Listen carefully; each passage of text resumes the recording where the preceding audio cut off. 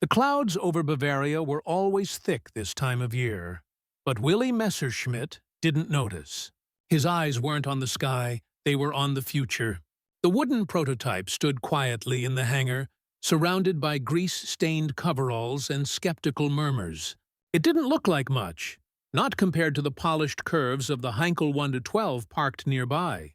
But Willy had built something different, something fast, something the Luftwaffe could churn out by the thousands if war came knocking, which, everyone knew, it would. But trouble had already landed on his doorstep. Erhard Milch. That man, an unforgiving executive with a bone-deep grudge. Years earlier, a Messerschmitt-designed plane had gone down, killing one of Milch's closest friends. Milch had never forgiven him. Now, as a senior figure in the Air Ministry, he had the power to kill Willy's career with a signature. Still, Messerschmitt wasn't without allies. High up in Berlin's golden halls sat Hermann Göring, the Luftwaffe's flamboyant chief and a man fond of power, and of those who shared it well. Messerschmitt had charmed Göring, made him believe in his vision. It was this political ballet that brought the Bf-109 to the Rechlin test site, ready to face off against its rival. The Heinkel flew smooth, with grace that reminded pilots of swans on a lake. The Bf-109 was lean, almost underfed. Its narrow body stretched tight around a powerful engine. It was awkward to land, brutal to handle in poor conditions, and the cockpit was cramped like a coffin. But what it lacked in polish, it made up for in production ease. Its undercarriage, built right into the fuselage, meant the wings could be built separately, faster, cheaper, with fewer tools and less time. Time was what Germany no longer had. Test pilot after test pilot delivered their verdict. The Heinkel flew better, and yet, the Bf-109 won to Ernst Udet, another Great War flying ace now embedded in the ministry, delivered the final push. He didn't care about elegance, he wanted numbers. Planes that could swarm the skies, overwhelm the enemy. The 109 fit the bill. The contracts were signed. The Heinkel was out. A legend was born. But this wasn't the end of Messerschmitt's struggles. Even as production ramped up, the whispers in the ministry never stopped. Milch's influence lingered like oil on water, impossible to wash away. Every crash, every flaw in the aircraft brought him back into the spotlight, always waiting to pounce. And still, Messerschmitt pressed on. By the time German pilots flew their first sorties in Spain during the Civil War, the 109 was there. Its silhouette streaked over bomb-blasted villages. Its machine guns stitched the sky. Alongside the infamous Stuka, the 109 got its first taste of real combat. It was fast, faster than anything in the Spanish skies, but its range was poor. Many pilots found themselves flying with one eye on the fuel gauge, hoping to make it back. Engineers scrambled for solutions. Someone proposed a mad idea. Let the heavier, longer-range Bf-110 tow the 109 into combat to save fuel. It didn't work.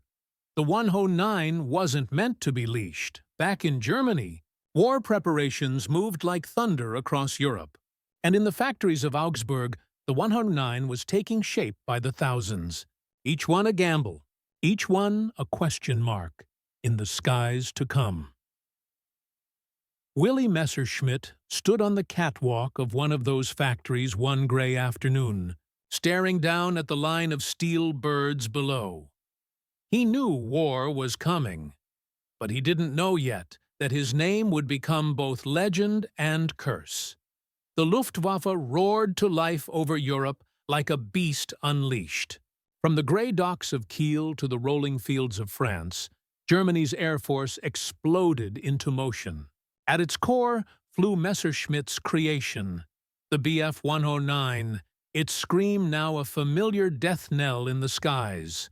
But war, as always, was greedy. The 109 alone wouldn't be enough. Germany needed versatility. They needed escort fighters, bombers, interceptors, something for every shadow that moved on a map. And so, Messerschmitt turned to his next projects. The Bf-110 was the first of them, a twin-engine heavy fighter with a nose packed full of guns. It looked like a monster and flew like a promise. But as the 109s fought over the Channel in France, the 110 was quickly exposed for what it lacked: agility. It couldn't dance in the dogfights. It lumbered, and pilots paid the price. Still, in other roles, night fighting, ground attacks, it held its own. Then came the Me-210. No one liked the 2-10. It was meant to fix the 110's flaws, but ended up flying like a coffin on wings. Pilots crashed in testing. Engineers argued over balance and design. Even Göring, usually theatrical and supportive, began to ask questions. Desperate to plug the gap, Messerschmitt rushed the Me-410 into development. It was an improvement, faster, more stable, but still didn't erase the failures of its predecessor. The setbacks stung. Then came another idea, something bold. In the spring of 1942, with Allied bombers hammering German cities, the Air Ministry ordered a backup plan. They wanted a new aircraft using as many Bf-109 parts as possible. Quick to build, cheap to repair, and long-range, Messerschmitt answered with the Me-109Z Zwilling. It was a Frankenstein of war. 2 Bf-109 fuselages fused together, a shared wing between them, a single cockpit on the left. It looked strange, but on paper it could outrun bombers and carry heavier firepower. Only 2 prototypes were built before disaster struck. In a pre-dawn raid, Allied bombers shredded the airfield where the Zwilling was housed. Hangars collapsed. Fuel tanks erupted. Both prototypes were ruined, twisted wrecks under burning skies. Germany had lost another answer to a war it was slowly beginning to lose.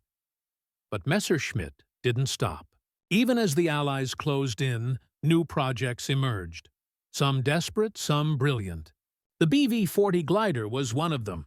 A tiny, nearly invisible attack plane made of wood, built to be towed into battle by a 109 and then dropped above American bomber formations.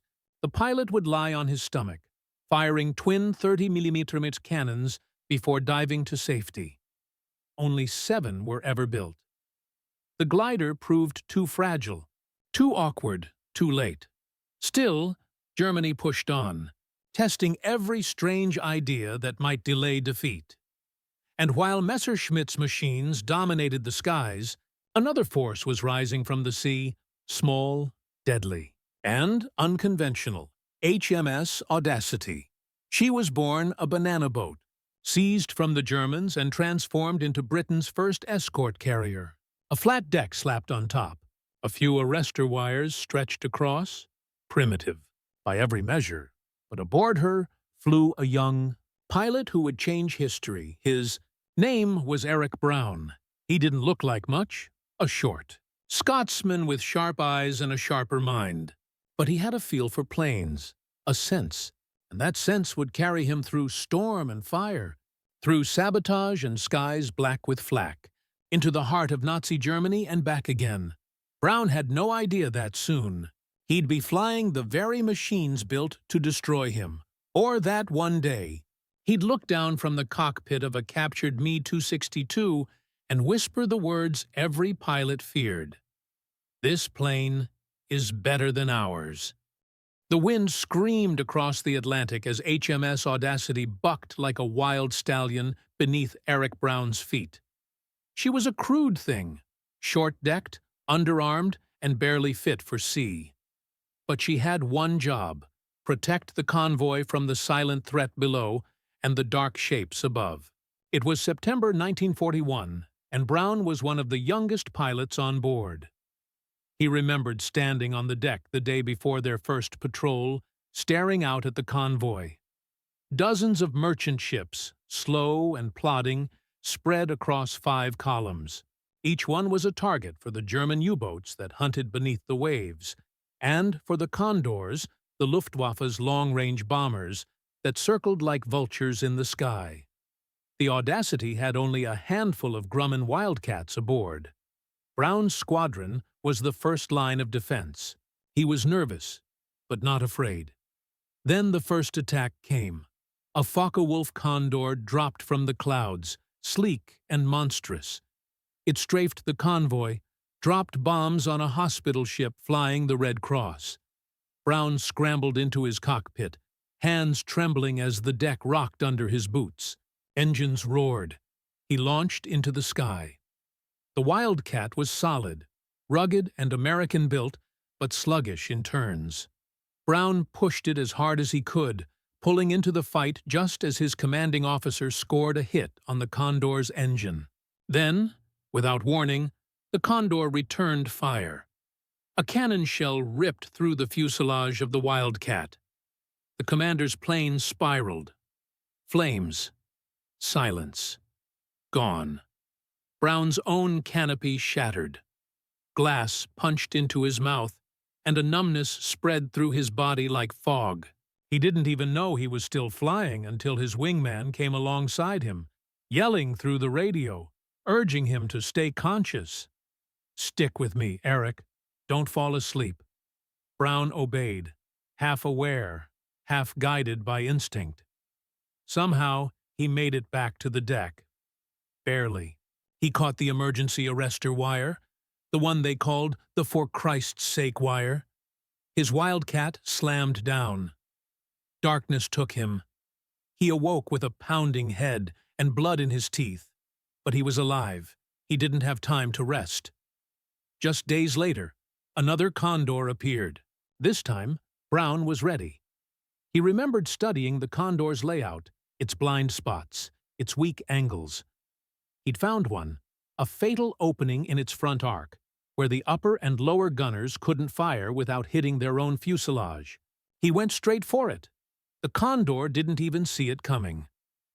Brown opened fire, shattering the cockpit canopy. The bomber nosed over and fell like a dying bird into the sea. 2 of its crew crawled out, but the others were gone. Back aboard Audacity, Brown shared the technique. Soon, his squadron brought down 4 more Condors with head-on attacks. They were learning, adapting, surviving. But war doesn't reward success. It punishes endurance. On the return leg from Gibraltar, Audacity was struck by a U-boat torpedo. It hit the rudder. Helpless, the ship turned into the wind, zigzagging pointlessly in open water. Then came the U-boat's captain, visible from the conning tower, standing arrogantly just 200 yards off the port side. For a moment, both crews stared at each other. Then a sailor broke ranks and opened fire. The U-boat responded with 4 torpedoes. Every single one hit. The Audacity broke apart. On the flight deck, Brown watched in horror as the cables snapped. The Wildcats, parked at the stern, broke free and thundered down the tilted deck, mowing down men in their path before plunging into the sea. He didn't hesitate. He ran to the edge and jumped. The water was like knives, slicing through his uniform and biting into his skin. Around him, screams echoed and bodies sank. He tied himself to his flight leader with a cord. They found others, 26 men in all. They linked arms, floating like human driftwood. Then, one by one, the others began to slip away. Hypothermia claimed them in silence. As they passed out, they drowned. The dead pulled the living down. Brown was forced to cut the cords, severing friends to save himself. By the time the rescue ship arrived, only 2 were left, Brown and his flight leader. 2 out of 26. The Admiralty read the reports. They read about the Condors, the deck landings, the freezing sea, the survival against odds that should have killed a man twice over. And they made a quiet decision. We need to keep this one alive. Eric Brown was pulled from frontline duty, not as punishment, as preservation. In the spring of 1942, While the war raged across the Atlantic and the skies of Europe, Brown found himself stationed at Crail in Scotland, windy, grey, and far from glory. His new mission wasn't to shoot down enemy planes. It was to teach others how to survive what he had. He began training young pilots, British and Canadian, in the dark art of carrier landings. Many of them were cocky, especially the Canadians. They didn't want to hear about deck work. They wanted to fly Spitfires over France, chase Messerschmitts, earn kills. Brown struck a deal. For every deck landing you do, I'll fly a combat sortie with you. They agreed. So Brown flew rhubarbs over occupied France, low-level strafing runs that hugged the trees and danced with death. And then he returned to teach landings on rolling decks that bucked and weaved with the tide. It was a dangerous game, more dangerous than they realized. Most of them didn't understand the stakes until they saw him land a sea hurricane on a training carrier in full gale winds. He made it look effortless. It wasn't. He simply understood the machine. That understanding caught the eye of higher powers. The service trials unit at Farnborough needed someone special, a test pilot, someone who could fly anything and survive everything. Brown was summoned. He packed his kit, said goodbye to Crail, and headed south. At Farnborough, he entered a different world. Gone were the enemy fighters and flak. In their place stood prototypes and clipboards, white-coated scientists and aircraft so new they didn't even have names yet. Brown went from flying piston-engine warhorses to experimental jets, bombers, and everything in between. He quickly earned a reputation. He wasn't the boldest, he wasn't the loudest, but he was the most precise. By mid-1943, his logbook read like an aviation museum. He flew dozens of aircraft types, each with its own quirks, its own secrets. He learned to speak the language of vibration, trim, and stall warnings. He learned to hear what a plane wanted, to feel it in his bones. Then came the call from the Admiralty again. Do you think you can land a Mosquito on a carrier? Brown didn't blink. Yes, it wasn't arrogance. It was confidence built from disaster and repetition. But the Mosquito was no ordinary plane. It was twin-engined, fast, and fragile. The margin for error was a knife's edge. The engineers warned him the stall speed was 110 meters. The carrier arrestor wires could only handle 86. That meant one thing. He'd have to fly her down on power and drop her onto the deck.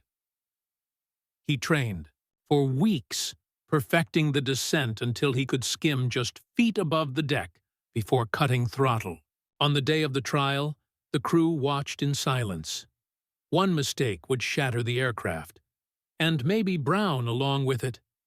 He brought her in like a whisper, cut the engines. The Mosquito slammed down hard, but intact. The cables held. The impossible had been done. The Navy now knew what Brown had known from the beginning. The future of flight was changing. Jets and twin-engine machines were no longer impossible for carriers. They were the next step. But even as Brown broke barriers on British decks, across the Channel, the Germans were working on something that would shatter everything. And soon, Brown would be the first Allied pilot to fly it. Germany was dying, but it didn't look like it. Not from the air. As Eric Brown flew over the smoking ruins of captured German airfields, the Luftwaffe's legacy sat untouched, gleaming, experimental, and terrifying. Among the scattered wreckage of a crumbling Reich lay aircraft that had never seen Allied equivalents. Jet fighters, rocket planes, machines from the future, left behind like unanswered threats. Brown's mission was simple on paper: evaluate, interrogate, survive. The first time he saw the Messerschmitt Me-262, he stopped breathing for a second. It was sleek, dangerous, not the stubby-nosed underdogs the Allies had flown for years. This thing looked like it meant business. Swept wings, twin engines, nose packed with four 30mm cannons. It was fast. Too fast. Brown had flown the best the Allies had to offer. Spitfire, Mach-19s, Mustangs, Thunderbolts. They were quick, reliable. But the Me-262? It was something else entirely. He climbed into the cockpit at Farnborough with a notebook, a pencil, and an understanding that every second could kill him. The engines were twitchy, Jumo 04s, early axial flow jets. They whined like tortured metal as they spooled up. A wrong touch of throttle could flame them out, or worse, cause them to explode. German pilots had been instructed to never change power settings in the air unless absolutely necessary. Brown rolled out onto the runway, pushed forward. The plane lifted off like a spear.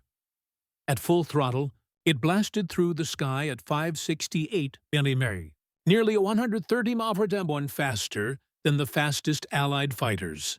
It didn't feel like flying, it felt like being launched, like skipping the atmosphere. He tested turns, climbs, dives. The power was real, but so was the danger. No air brakes, no drag. It was hard to slow the damn thing. Attacking bombers would be a challenge. The closing speed was so fast, a pilot had barely seconds to aim. The Me-262 had one fatal flaw. It was ahead of its time, but built with the desperation of war. Its engines had an average lifespan of 12.5 hours. That's all, less than a day's work. And its high-speed approach made it vulnerable to the Mustang pilots who learned to pick it off during takeoff and landing. Still, Brown knew what he was sitting in, a game-changer. That came too late. Not long after, he tested the Me-163 Komet, a rocket plane built for one terrifying purpose: climb straight up, kill a bomber, and glide home. It had a 2-minute burn time. That's it. After that, it was just a fast glider with no fuel and a death wish. And the fuel, God help you if it spilled. It was hydrogen peroxide, so corrosive it could melt a pilot's skin in minutes. The tanks were in the arms of the pilot's seat. One tracer round could turn the cockpit into an oven. But when it launched, it was the most violent, stunning acceleration Brown had ever felt. Straight vertical. Gone in seconds. He called it the most terrifying plane he ever flew. Afterward, he climbed into the Arado 234, the world's first operational jet bomber. It looked like a bird of prey, sleek, mysterious. Reconnaissance photos taken from this plane had flown over England with impunity. Even now, Brown marveled at how easy it was to handle. It didn't wobble. It didn't fight. It glided at speeds nothing could catch. At night, back in his bunk, Brown stared at the ceiling and thought, if these had come sooner, if Germany had made a few better choices, if their leadership hadn't been poisoned by delusion and arrogance, if they had listened to their engineers instead of clinging to failed doctrines. Brown wasn't just testing enemy aircraft. He was reading their last words. Each flight was a confession, a glimpse into how close the war had come to a different ending.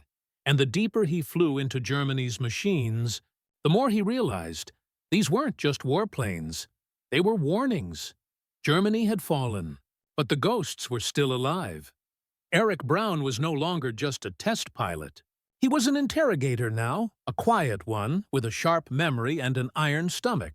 The Allies wanted to understand the minds behind the machines, the architects of terror, the designers of death. His orders were simple. Find them, question them, learn everything. What he found changed him.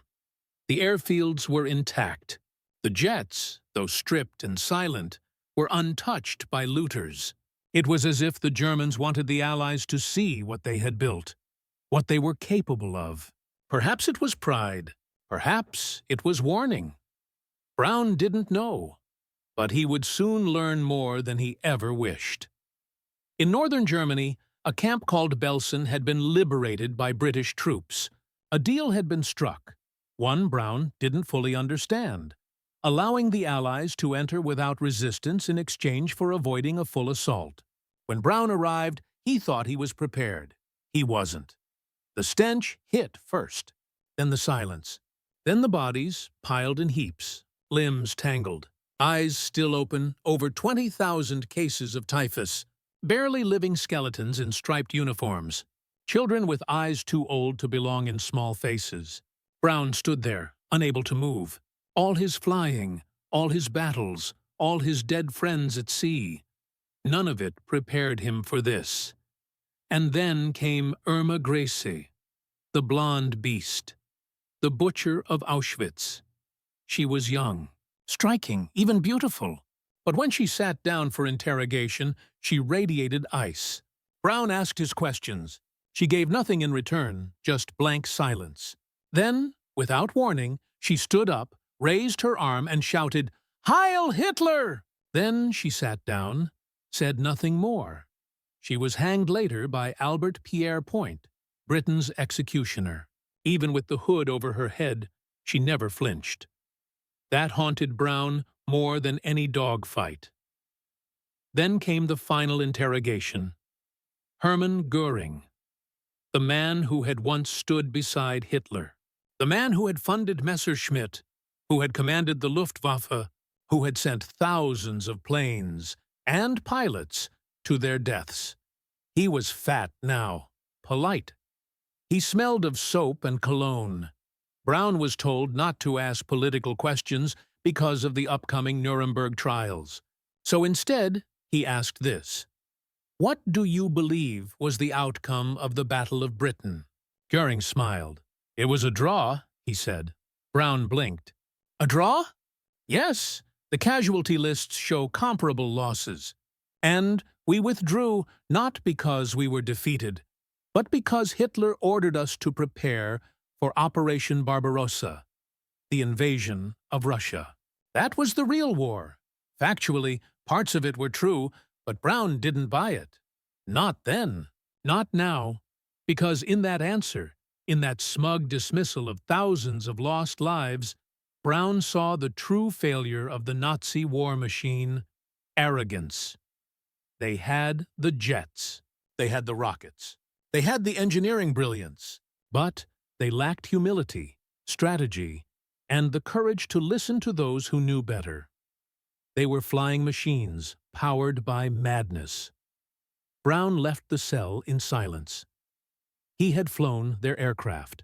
He had stared into the eyes of their monsters, and now, more than ever, he knew. It wasn't just the planes that had to be defeated, it was the thinking behind them. The war was over, but Eric Brown's mission wasn't. In a twist of fate, the man who had once helped destroy the Luftwaffe was now assigned to rebuild part of it. Germany was shattered, physically, morally, politically. But NATO wanted a new line of defense against the Soviets. That meant giving West Germany an air arm. Again, carefully, quietly, under supervision. They needed someone fluent in German, someone who knew how to fly, someone who had looked into the soul of Germany and come back out. They needed Eric Brown. He was posted to Kiel as head of the British Naval Aviation Mission. His task: train the new generation of German naval pilots and integrate surviving veterans into a new NATO-aligned force. It was delicate work. He met old Luftwaffe men, some with blood on their hands, some who had simply flown, obeyed, survived. He had to evaluate them not just for skill, but for loyalty, for ideology, for trust. He walked the thin line between teacher and overseer. They used British aircraft, Seahawks, mostly. Brown insisted on quality training, strict standards, and zero tolerance for arrogance. It worked. Slowly, the German naval air arm took shape. But then came the F-104 Starfighter. It was sleek, sexy, and fast, everything a modern fighter should be. But Brown had flown it. He knew better. It was also deadly. In Germany, The aircraft weighed 1,000 kilograms more than the American version. Worse, U.S. pilots only flew it after logging at least 1,500 hours of flight time. The Germans? They were sending men up with 400 hours. Brown tried to stop it.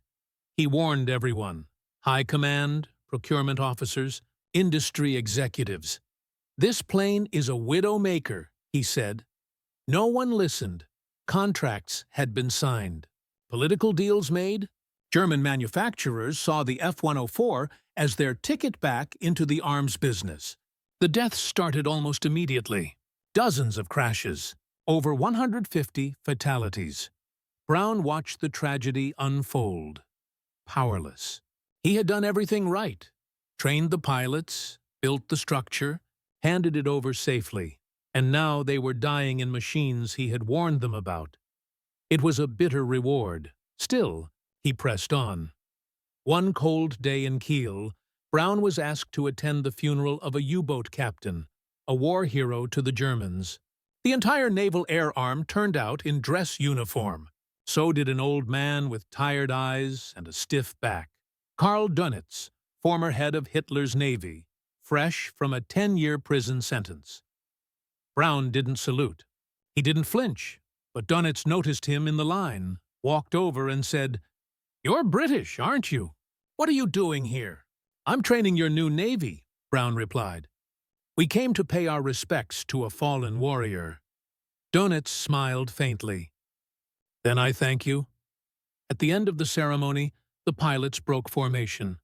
They couldn't cheer. It was forbidden. Instead, they removed their caps, raised them silently, and gave 3 hat raises in total silence. Brown never forgot the sound of that silence. It was louder than any scream. Eric Brown returned to Britain carrying ghosts. Not the kind that followed him in dreams, but the kind that stood silently beside him every time he walked onto a tarmac. Friends lost at sea. Pilots burned in cockpits. Germans who'd begged to fly again for a different cause. He carried them all. The war had ended, but the next war, the Cold War, was already heating up. And Brown wasn't done. The Admiralty placed him at the heart of change. Air warfare strategy, carrier development, and the future of naval aviation. The question was clear. Could jets fly from carriers? Brown already knew the answer. He had proved it himself. On December 3, 1945, he flew a de Havilland Vampire jet onto the deck of HMS Ocean, becoming the first man in history to land a jet aircraft on a carrier. There was no fanfare, no brass band, just the hiss of steam, the crack of arrestor wires, and the quiet gasp of men who knew what it meant. It meant the future had landed. But the future wasn't cheap. In the halls of Whitehall, politicians pushed for VTOL aircraft, planes that could take off vertically without long carriers. It sounded innovative. Brown thought it sounded limiting. He wanted something better, something fast, lethal, proven. He wanted the McDonnell Douglas Phantom twin engines, heavy payload, long range, a real strike fighter, and he fought hard for it. The decision came down to performance. The Phantom could intercept Soviet bombers at a distance. The Harrier, for all its flexibility, couldn't. Brown won. The Royal Navy got the Phantom, but only for a while. Political budget cuts killed Britain's big carriers before the 1980s. When the Falklands War erupted in 1982, the Navy had only Harriers. They did their job. But Brown knew, with Phantoms, the war might have been won in half the time. He said nothing publicly, but privately he mourned the loss, not just of the plane, but of the vision. By then, Brown had flown 487 aircraft types, more than any pilot in history. He had logged 11 near-death experiences and watched too many good men fall to arrogance, poor preparation, or sheer bad luck. He always said the same thing. A good pilot isn't fearless. He's prepared. Brown's preparation was legendary. He studied every aircraft before flight. He carried a knee pad with emergency procedures. He didn't drink before flying. He didn't boast. He didn't rush. He respected the machine. In 1970, after decades of service, Eric Brown retired from the Royal Navy. The Queen made him a naval aide-de-camp. He had flown everything from biplanes to supersonic jets, survived U-boat sinkings, and interrogated Nazis. And yet, he remained humble to the end. He once said, "I think my small size helped me survive." Big pilots seem to have more trouble when they crash. When asked what made a good pilot, he replied without hesitation, "Motivation, discipline, and the ability to feel the aircraft, not just fly it, become part of it." Eric Winkle Brown died in 2016, but in every carrier launch, in every test flight, in every innovation born from his trials, his spirit remains. He was more than a pilot. He was the bridge between the piston age and the jet age. And for a moment, in the sky, he was untouchable.